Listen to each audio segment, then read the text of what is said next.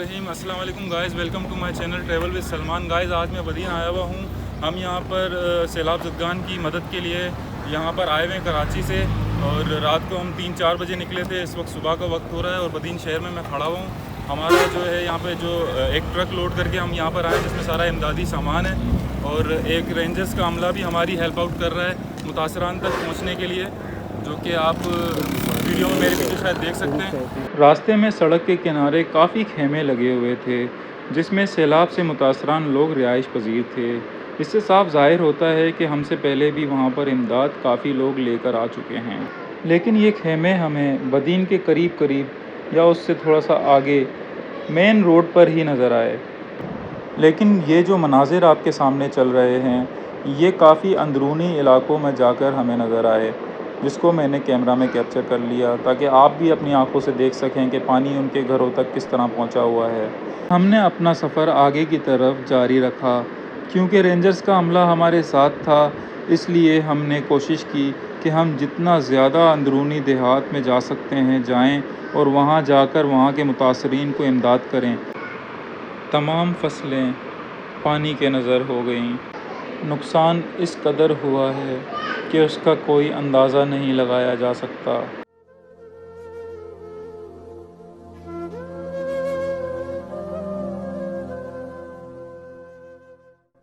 जैसे जैसे हम आगे बढ़ते जा रहे थे, हमें हर तरफ पानी ही पानी नज़र आ रहा था। ये तमाम फुटेज मैंने 28 अगस्त 2022 इतवार वाले दिन ख़ुद अपने कैमरा से रिकॉर्ड की।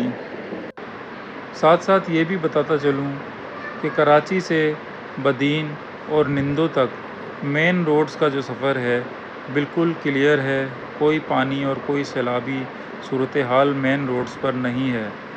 अगर आप अंदरूनी इलाकों में नहीं जाना चाहते तो आप बआसानी सफ़र कर सकते हैं। और मज़ीद अंदर की तरफ हमें कच्चे रास्ते मिलना शुरू हो गए, जिस पर हमने सफ़र किया, और मंजिल के बिल्कुल करीब पहुंचकर हमने तस्दीक की कि क्या हम सही लोगों तक अपनी इमदाद लेकर जा रहे हैं या नहीं। उसके बाद ही हम आगे बढ़े, और आखिरकार हम एक गांव जिसका नाम भुद्दल फुंवर था वहां पहुंचे। और वहां लोगों ने जब हमें देखा तो सब इकट्ठे हो गए और ख़ुशी का इजहार करने लगे। इन सैलाब मुतासरीन तक इमदादी सामान पहुंचाने का तमाम क्रेडिट रा वेलफेयर फाउंडेशन को जाता है, जिनकी कोशिशों से हम यहाँ पहुँचे। मुझे खुशी है कि इस नेक काम में मैं रा वेलफेयर फाउंडेशन का एक छोटा सा हिस्सा बना। इस इलाके में एंटर होते हुए जो सड़कों की हालत थी वो मैं रिकॉर्ड नहीं कर सका, जो कि यहाँ से जाते हुए मैं आपको ज़रूर दिखाऊंगा, जिससे आपको अंदाज़ा हो जाएगा कि ये इमदाद सही लोगों तक हमने पहुँचाई है।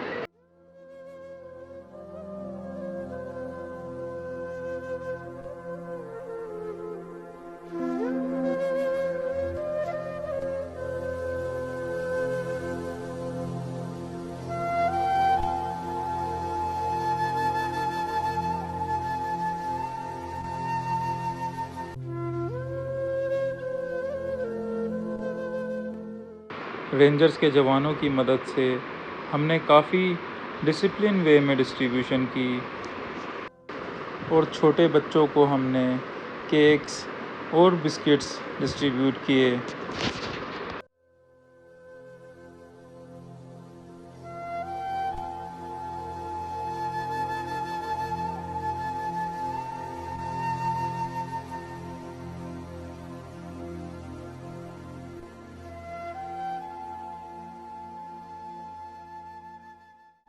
ये इस गांव की एक मस्जिद है जिसके चारों तरफ पानी आ चुका है।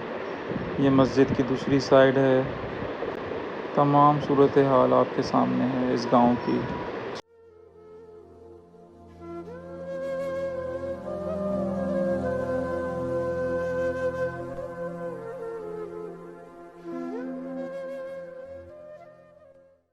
तो गाइज़ इस वक्त मैं बदीन से आगे एक नंदो गांव है, छोटा सा देहात है। यहाँ पर हम पहुँच चुके हैं लोगों की इमदाद करने के लिए।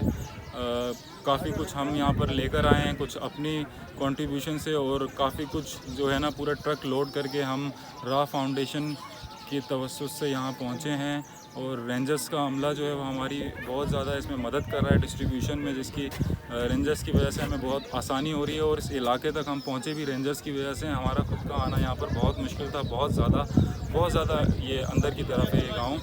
और शायद गूगल मैप पे आप देखेंगे तो नंदो शहर आपको मेन जो है ना वो मेन रोड पे नज़र आएगा, लेकिन ये बहुत अंदर की साइड अभी हम लोग आए हुए हैं। और छोटा सा देहात है, बहुत सारे छोटे छोटे बच्चे हैं जिनको हमने यहाँ पर डिस्ट्रीब्यूशन, जब हमने उनको बिस्किट्स वगैरह दिए तो इतना वो खुश हुए हैं। और राशन भी हम डिस्ट्रीब्यूट कर रहे हैं, जो कि आप मेरे पीछे शायद आपको नज़र आ रहा होगा। तो काफ़ी जो है ना सेटिस्फेक्शन हो रही है हम लोगों, क्योंकि ये इलाका आपने देखा होगा काफ़ी पानी यहाँ पर आया हुआ है। जब हम यहाँ पर एंटर हुए तो रोड बिल्कुल जो पानी में डूबी हुई थी। मतलब ये है कि सेटिस्फेक्शन हो रही है कि हम सही लोगों तक है ना इमदाद अपनी लेकर आएँ और उनको दे रहे हैं। इस गांव में तकरीबन 100 के करीब घर थे और अल्हम्दुलिल्लाह हर एक घर में राशन डिस्ट्रीब्यूट किया। राशन के साथ साथ मॉस्किटो कॉइल भी हमने इनको दी, और भी इसके अलावा काफ़ी सामान हमारे पास मौजूद था जो कि हमने आगे दूसरे गांव में डिस्ट्रीब्यूट करना था। वो भी अभी आपको दिखाते हैं।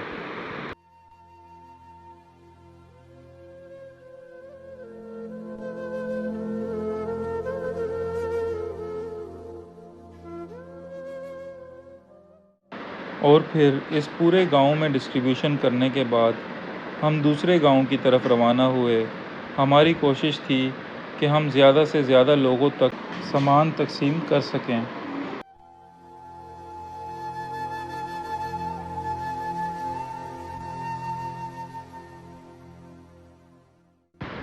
जैसे कि मैंने आपसे कहा, इस गांव में एंटर होते वक्त सड़क की जो पोजीशन थी वो मैं आपको नहीं दिखा सका, लेकिन अब आप अपनी आंखों से देख सकते हैं कि सैलाब का पानी इनकी सड़कों तक आ चुका था।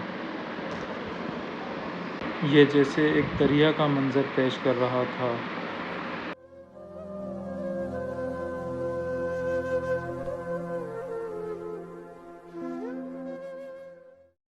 हाकिम को मेरे हाल से रग़बत नहीं कोई, बारिश का सर पर ज़ोर है और छत नहीं कोई। सैलाब ले गया मेरा तन का लिबास भी, हैरत है अब भी आपको, हैरत नहीं कोई।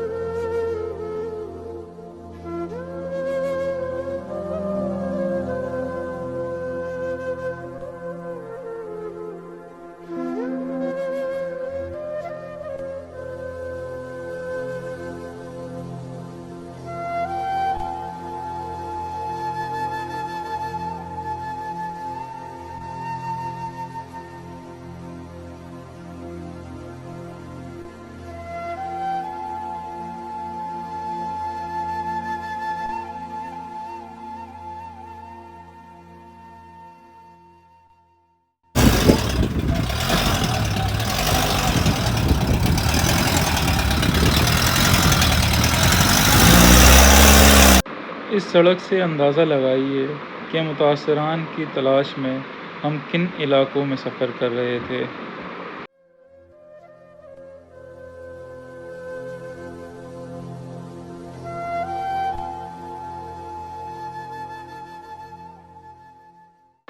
इस जगह आमने सामने 2 गांव थे, जिसमें से एक का नाम फ़ज़ल मोहम्मद शाह था और दूसरे का नाम अल्लाह दिनो शाह। यहाँ भी हमने तमाम बच्चों को केक्स और बिस्किट्स डिस्ट्रीब्यूट किए। यहाँ के लोगों की और इन बच्चों की खुशी देखकर मुझे बहुत खुशी हुई, लेकिन ये बात सोचकर दिल गमज़दा था कि आखिर किस तरह ये लोग अपना गुज़र बसर करते होंगे इन हालात में।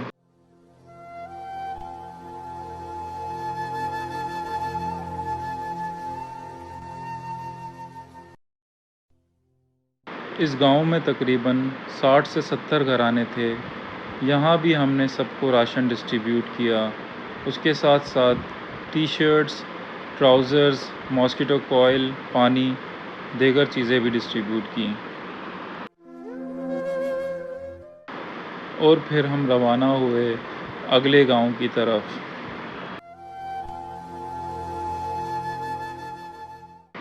यहाँ के भी तमाम बच्चों को हमने बिस्किट्स, केक्स और कपड़े डिस्ट्रीब्यूट किए। यहाँ भी तकरीबन 20 से 25 घराने थे जिनको हमने राशन, मॉस्किटो नेट, पानी और दीगर अशियाँ डिस्ट्रीब्यूट की। अगर आपको हमारी ये कोशिश पसंद आई हो तो लाइक, कमेंट, शेयर और सब्सक्राइब ज़रूर कीजिएगा।